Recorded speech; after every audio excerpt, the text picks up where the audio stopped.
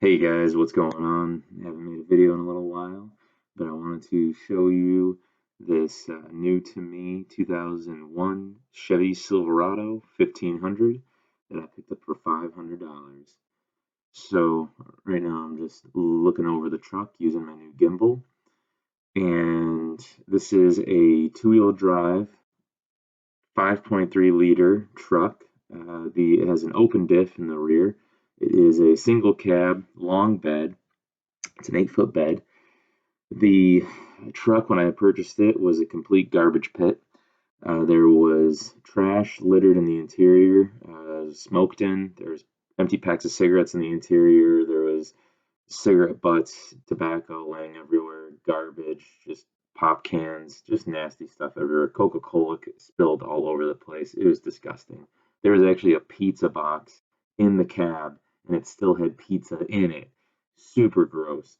I remember I cleaned out 6 bags of trash, was able to return $5.60 in returnables, and I pulled out another $5 in change. So this truck, cost me about $489.60. So it's pretty good. Anyways, the other thing too is that it belonged to someone who painted homes, so there was latex house paint splattered all over this thing. Scraped it all off, cleaned up the paint, cleaned up good. The interior cleaned up amazing. I ended up taking it to a detailer, and I paid him $80 to clean the seats and the carpet. I did everything else myself. Seats and the carpet were absolutely filthy. It needed the professional to do it with his industrial equipment. So yeah, let's get into the video, and I'm just going to show you guys how to change out a front wheel bearing and 2 front shocks on this two-wheel drive 2001 Chevy Silverado. Let's get to it.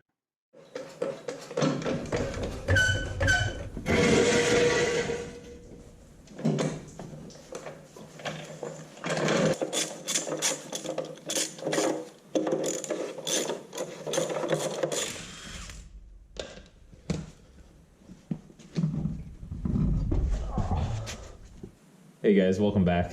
So, I haven't shot a video in a little while, but I wanted to show you guys me replacing the front wheel bearing and the 2 front shocks on this 2001 Chevy Silverado.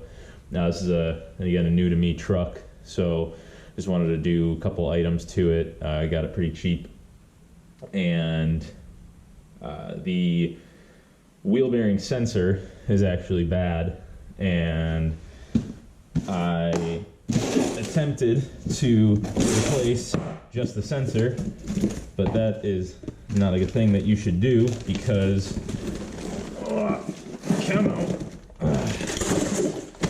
these wheel bearings have a wheel speed sensor already in them, and these are calibrated. That pickup is a calibrated depth with some shims to the tone wheel that's also integrated into this hub and bearing assembly. So yeah, I tried replacing the wheel speed sensor just on its own, transferred all the shims from the old speed sensor, and that ended up not working. My ABS was actually actuating prematurely, probably below like 7 to 5 miles per hour. The pedals start to pulsate because that wheel speed sensor, the ABS module, is detecting a difference in speed between both wheels. So lesson learned. It was about, I don't know, $17 for the sensor, so not a huge loss, but just more time. And then I did install, I already installed new front coil springs and new front shocks and rear shocks on this thing, but I don't like how these Gabriel Ultras are damping. They kind of feel a little bit marshmallowy. So I went ahead and I purchased what everyone on the internet says is really good, are these Bilstein 4600 series shock. I think that's what they are. Yeah, part number on this one is BIL 24-029025, and or maybe they're a 4100 series shock. I don't know. Anyways, there's a yellow and blue one. There's also a silver and blue one, which is supposed to be for heavy duty or something. Anywho, I bought 2 fronts. I'm gonna put them in there, see how well this thing rides. The Gabriels were about 25 each, so again, not a huge issue. This is gonna be my new daily driver truck, and the Ranger I'm gonna be selling in the summertime.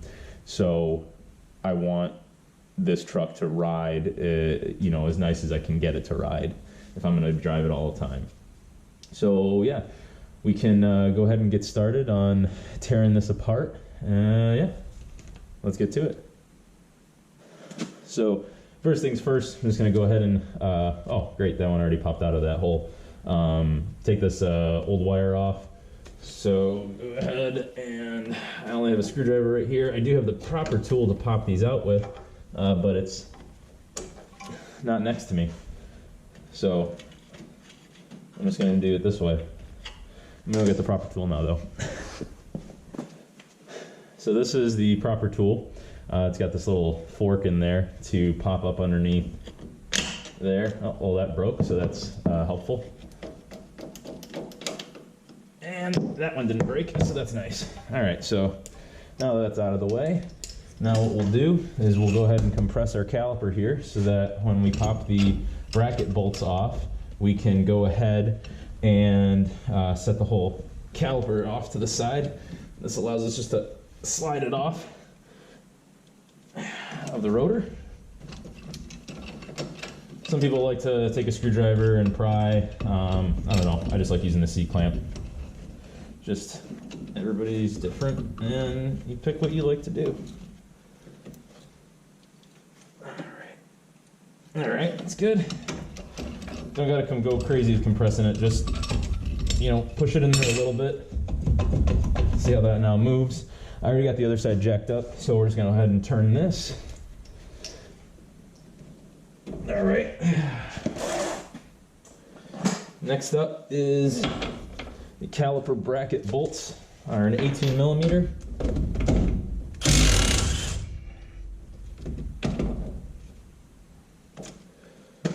You wanna know what? I'm getting ahead of myself.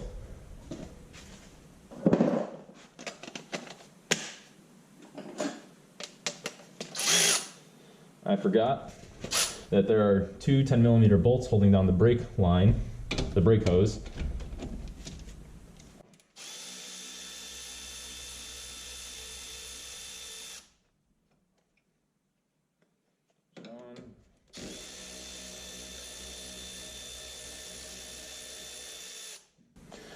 Two.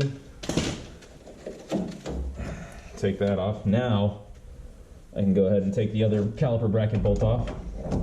Now go ahead and just support this with your hand, because once you take this last bolt off, since you already compressed the caliper, it's going to drop on you.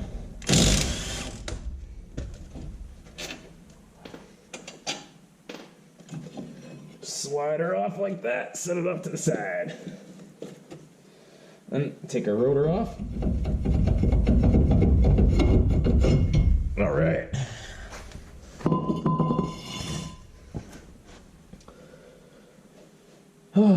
Next, there are, I believe they are 15 millimeter.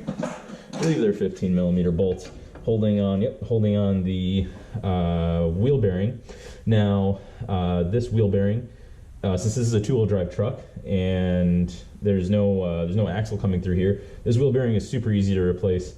You know, at least getting to this point, it, you know, took what, 5 minutes, and just got to pop the bolts off, and then after that, you know, then we're just gonna whale the crap out of this wheel bearing to get it out of the hub, or out of the knuckle. I'm sorry, and then clean it all up, put the new wheel bearing in, and then we'll work on getting this shock out, which also shouldn't be too big of an issue.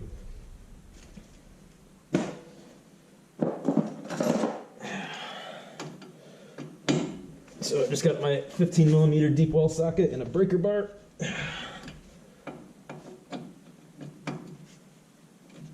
All right. So 1, 2. And the other one just kind of butts up against the sway bar link, so I'll just move to a shallow. That gives us plenty of space. Okay. So I have this electric ratchet with a 15mm socket.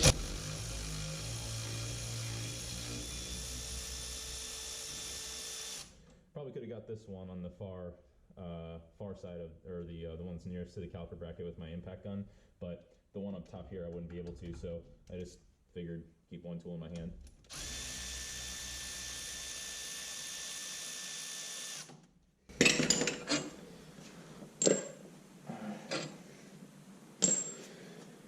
Okay. Now, in a perfect world where there is no rust, this wheel bearing would come out, but because we're in Michigan and we're in the Salt Belt, we have rust, and now we get the pleasure of wailing on this bearing until we can get this thing to come free out of the knuckle. So hang tight while I go grab some more stuff. Alright, so I went and grabbed the 4-pound sledge. This is the biggest sledge that I have, or I guess it wouldn't be a sledge, it's I guess it's just a hammer, whatever. And I grabbed me my chisels. Lovely big assortment of chisels. So first I'm going to try to just hit on the back of this hub and see if I can get this thing to move. And if I can't, then I'll just try to use a chisel and hit where the bolt passes through to actually try to rotate the flange that mounts to the knuckle. When I get all this off, I'll show you guys a little bit closer.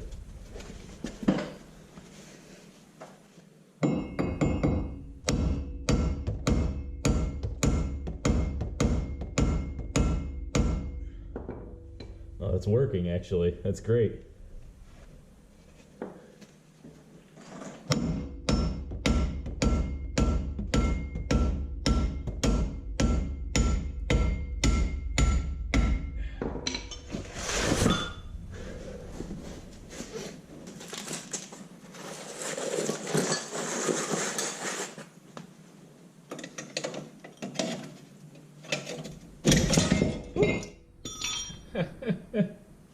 All right.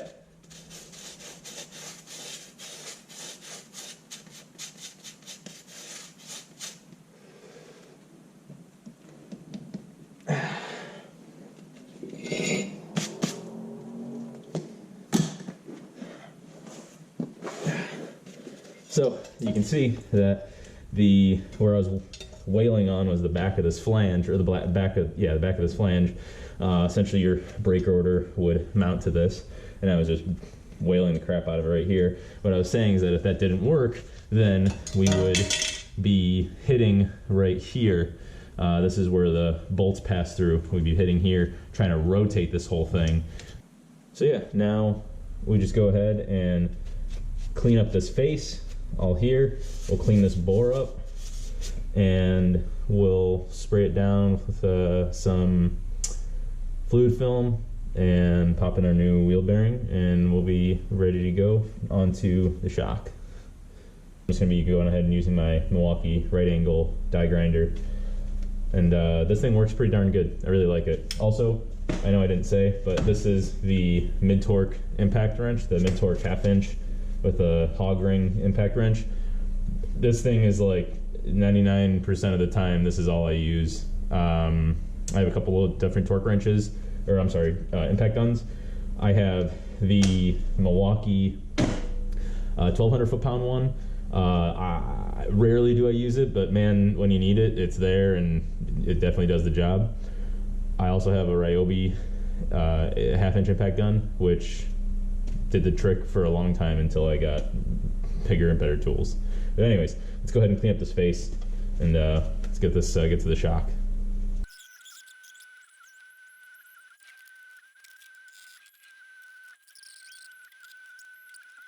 Let me check the wheel. I'm gonna check this new wheel bearing. See if she fits.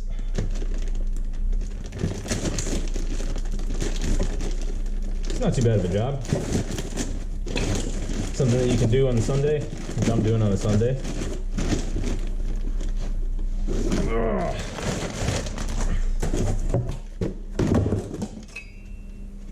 Okay.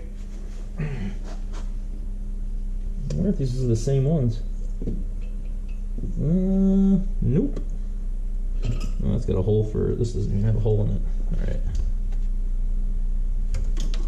That thing go like that. Yeah, this feels pretty darn nice. Okay, I'd say we're about done cleaning the knuckle. Let's go ahead and clean this up with some brake clean and fluid film it.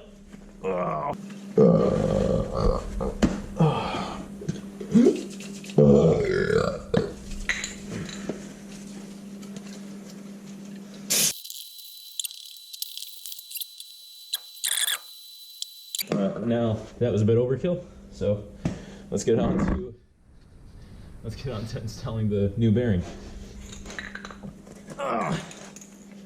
Here's the bearing.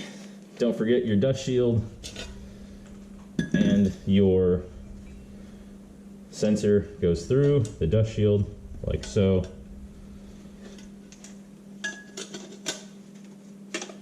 There we go. Alright. Slipper on in. There we are. Let's get started with a couple bolts. 3.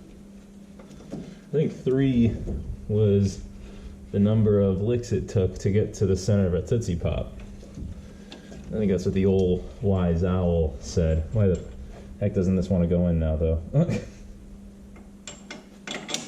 Oh, yeah. Actually, looking behind the knuckle, we definitely cleaned more than enough to put in our new bearing. There we go. Now this thing is going in. All right, let's get the tools. I don't know why I pulled my glove off.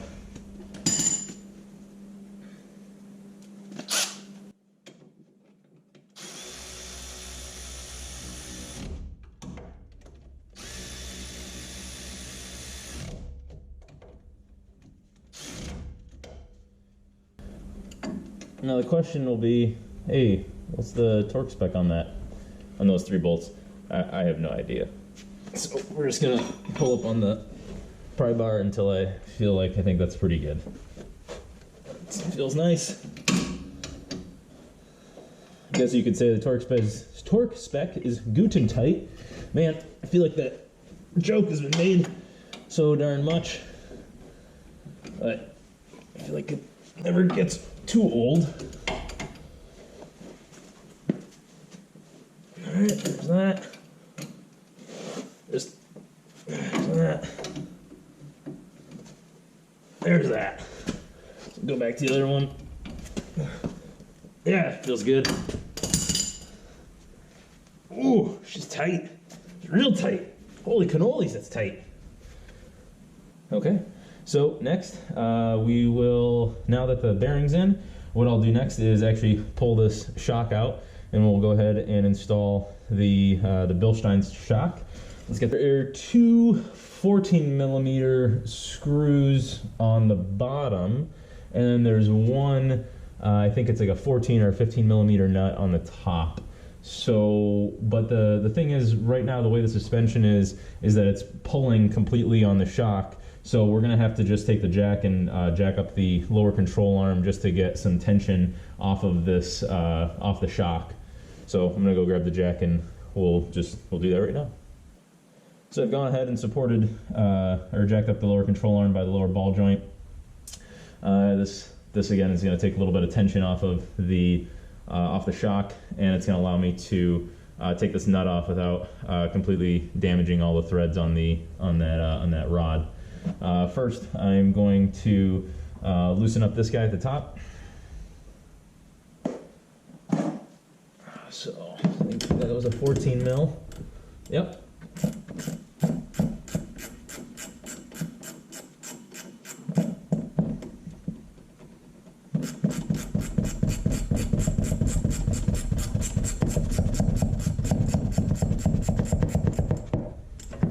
Good.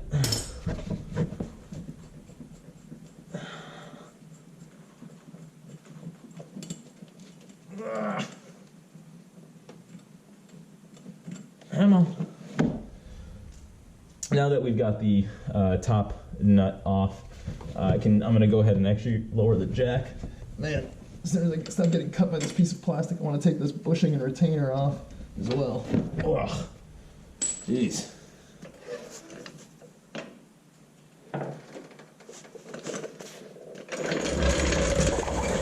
All right, and I believe the 2 bolts on the bottom, I think those are 15s or 14s, I can't remember now. Definitely a 13.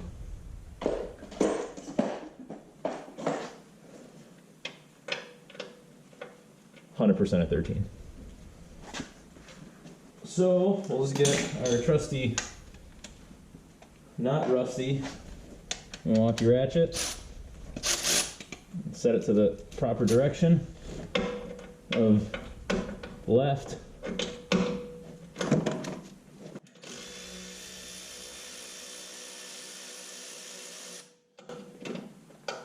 Oh, all right, there's one.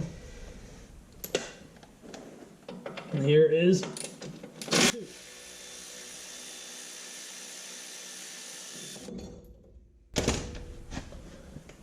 All right.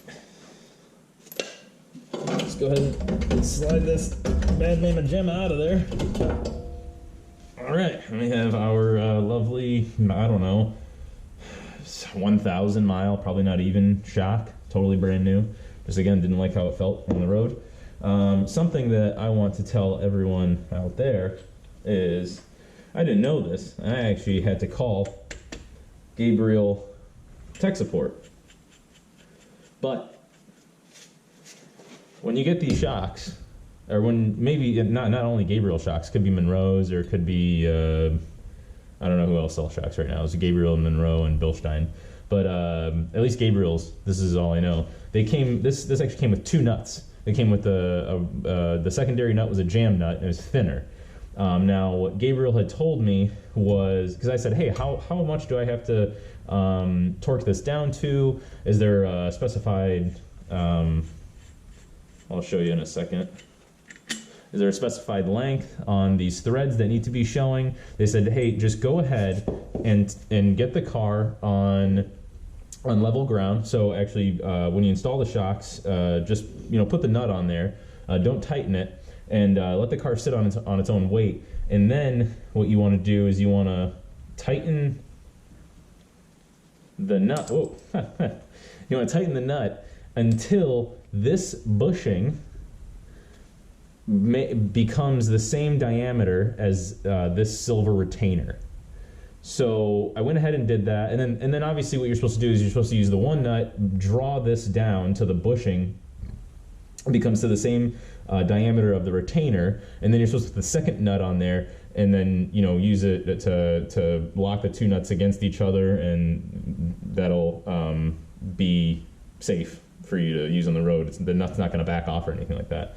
So I didn't know what that secondary nut was, so then I was like, oh, whatever, I'm not going to use this thing. And I ended up tossing one out, and then don't know what happened to the other one. Anyways, I went to the hardware store and I got me some Nylock nuts. So these have a little nylon insert in them, and they do the same thing. They're just a little bit more expensive. But anyways, I just wanted to say that, yeah, even after I installed these, their normal height, they didn't really perform all that great. Now I have used these on my Ford Ranger, and I really like how they feel on my Ranger, like a lot.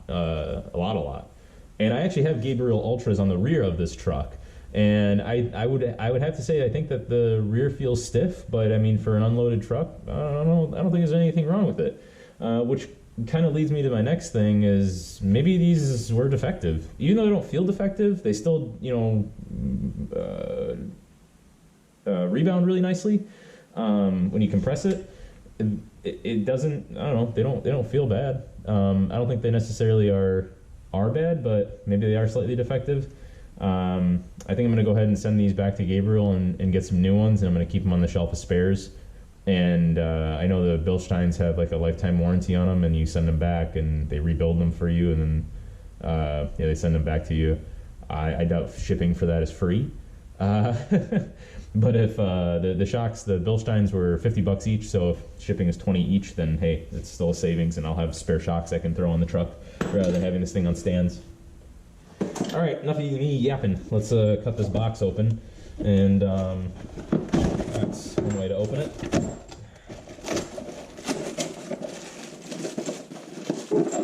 Oh, come on. Goodness. Wait, what's that? I think I got a sticker. Yeah.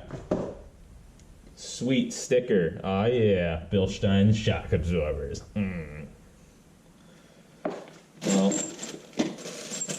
so these I'm going to install the same exact way as the Gabriels. I will install them until the bushing deflects to the same outside diameter of the retainer, and then that's where I'll stop. And this actually comes with a Nylock nut as well.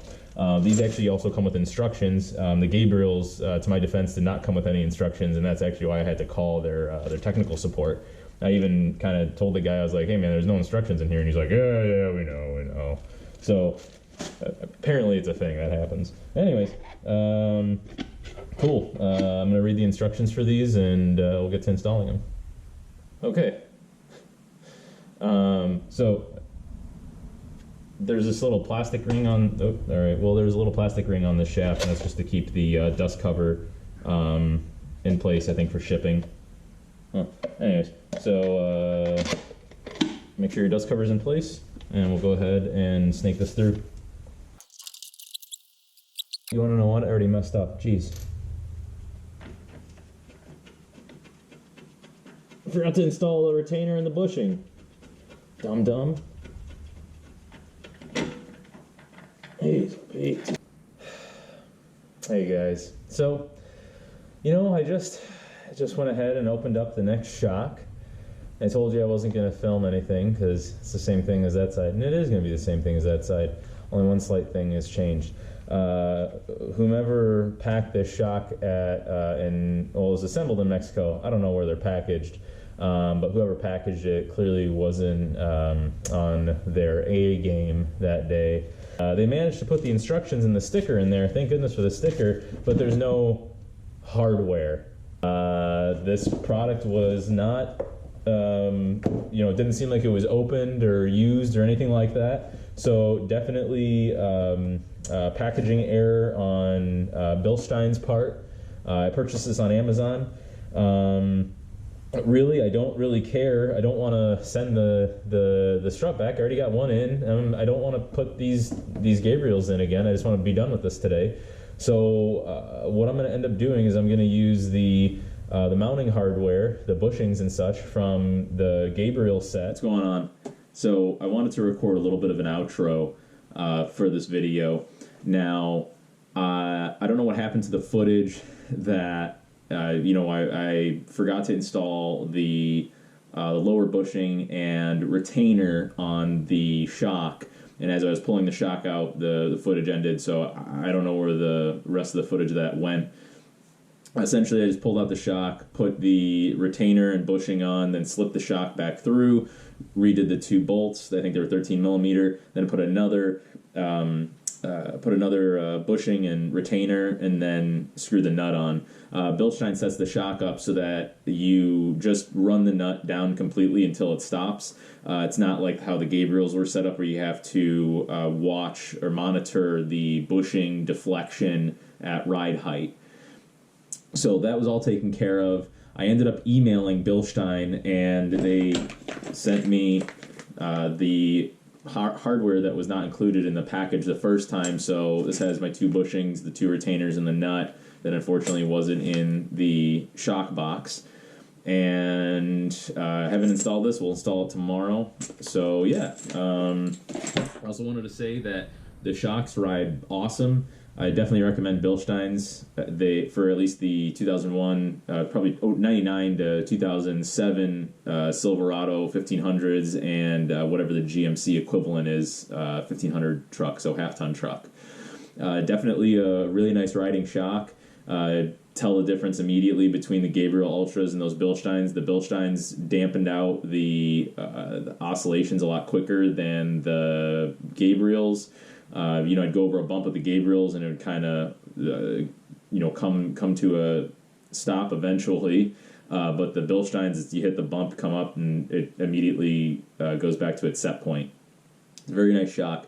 And I still have Gabriels on the rear of the truck, and every time I go over bumps, you can definitely tell the difference between the front axle and the rear axle. But the rear axle isn't really that bad for me to spend the money on the Bilsteins. If I were to do it all over again, I would just get Bilsteins on all four corners, but I didn't know. Everyone on the forums all says, you got to go Bilstein, but no one ever really gives a comparison.